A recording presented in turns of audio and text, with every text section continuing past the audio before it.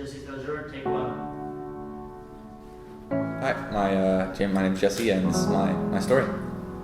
I was born at Surrey Memorial Hospital on May 15th, 1996, to a single mom.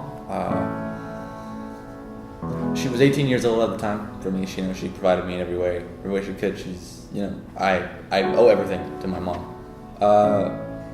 My dad wasn't really a part of my life until I was probably about 4 or 5. My grandfather, he taught me how to ride a bike. He taught me how to swim. He's probably one of my favorite people in my life. When I was in elementary school, I walked to some kids on the playground and I was like, "Hey, can I hang out with you guys? Can I play with you guys?" And they were like, "No, you're not cool enough to play with us. You can't play with us."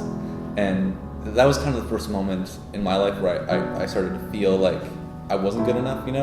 So I carried some of those feelings from elementary school into high school.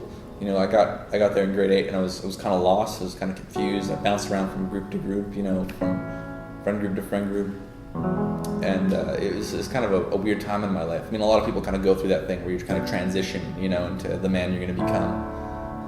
When you're diagnosed with anxiety and depression, you think that you're going to be cured. You think that they're going to give you some magic pills and, all of that pain is going to go away. And it doesn't. It's something that you continue to carry in your life. Grade 12 was a really difficult year for me. I was looking around at all these people and they had their life figured out. They knew what they were going to do after high school. They knew where they wanted their life to go. And I didn't really have, any of that figured out. I felt like kind of trapped, I was kind of in a room with no exit, I started smoking pot, not like a little bit of pot, like a lot of pot just to get through the day. I was self-medicating myself. And, it's not a healthy way for anybody to live, that and with my depression and my anxiety, I was really lost. I felt alone, and I actually I attempted suicide.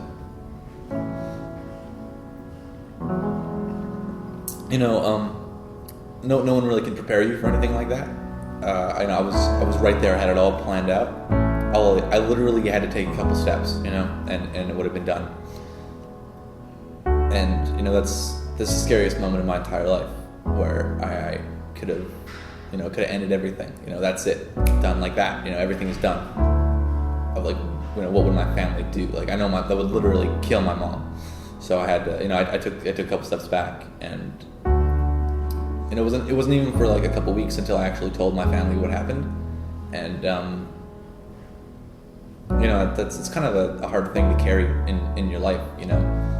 That they don't really know what you're going through. They see that there's something wrong with you. No one knew that I had anxiety or depression, but they see that there's something wrong with you, and they don't know what it is. And the thing with depression is that no one sees it, right? It's a kind of illness that is in your mind, and no one can see that. You can pretend that everything's okay, and it can seem like everything's okay, but really it's not. It was about a month later when I was brought into Langley Memorial Hospital, into the psych ward, and I actually did a residency for about a month there. I was diagnosed with major depression and general anxiety disorder. I started to undergo treatment, started medication and stuff like that. It was about a week into my residency there where my mom came to me and said, "Hey, why don't we try and go to church?" And at that time, I was an atheist. I identified myself as an atheist. I didn't believe in God. I kind of blamed him for a lot of my problems, to be honest. I did grow up going to church and stuff, but I didn't do it at all through my high school life.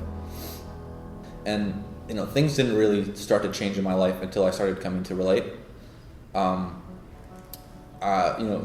pastor said, to raise your hand if you need a miracle in your life. If it was your first time to church and you needed to come back to God. And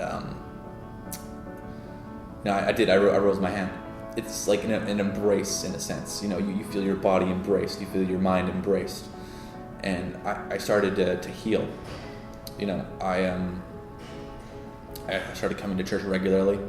I didn't really know a lot of people at the church until I attended young adults camp, which was a really, really cool experience in my life.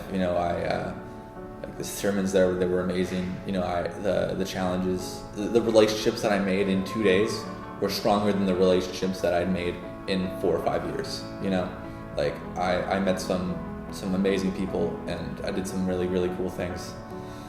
I can't really describe what happened inside of me. I felt God's presence in my world. You know, I felt it, and He told me, like, my son, I want you to get baptized, right?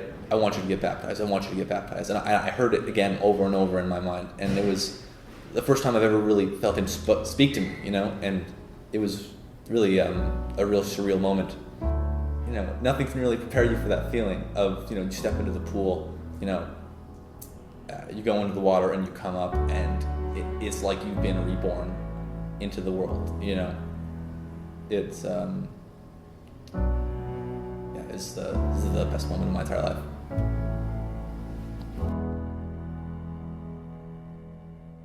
My name is Jesse, and you know, my story's not a perfect story.